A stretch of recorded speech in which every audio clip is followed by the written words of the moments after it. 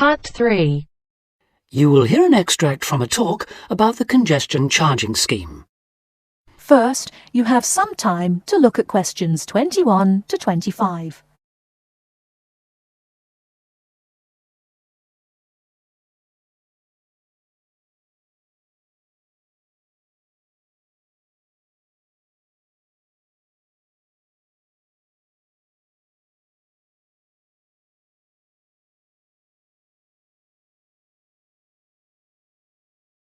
Now listen carefully and answer questions 21 to 25.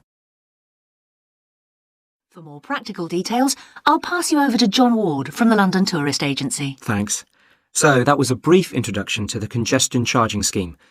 But if you're actually going to be driving your car in London on weekdays, there are a few more details you will need to know. Firstly, you don't need to worry about paying all the time. The charge applies between 7 in the morning and 6:30 in the evening, Monday to Friday. You'll be pleased to hear, however, that because the scheme is intended to reduce traffic during busy working hours, evenings and weekends are free. If you enter the zone during the charging times, you'll be eligible to pay the standard charge of £8, which you can pay until 10 o'clock on that day. After 10 o'clock, this charge rises to £10. But be warned, if you fail to pay before midnight, you will have to pay an automatic penalty charge. In other words, there's no escape. Let's move on to paying. The charge, as I've said, is £8 a day, and the authorities have set up a number of systems to make it easy for you to pay, or rather to ensure that nobody has a good excuse for not paying. So, using your credit card, you can pay by phone, by text message, or on the internet. The other option is to go to one of the 200 pay points inside the zone, or the 9,500 pay points elsewhere in the country. If you know you're going to be driving in and out of London on a regular basis, you can buy weekly, monthly or annual passes, rather like a railway season ticket.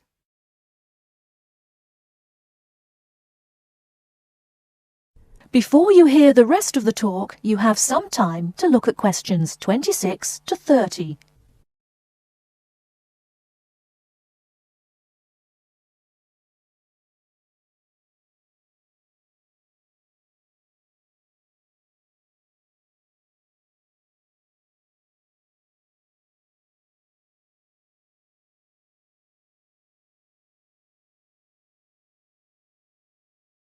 Now listen and answer questions 26 to 30.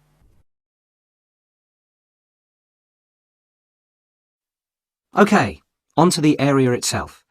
The congestion charging zone is everywhere inside London's inner ring road.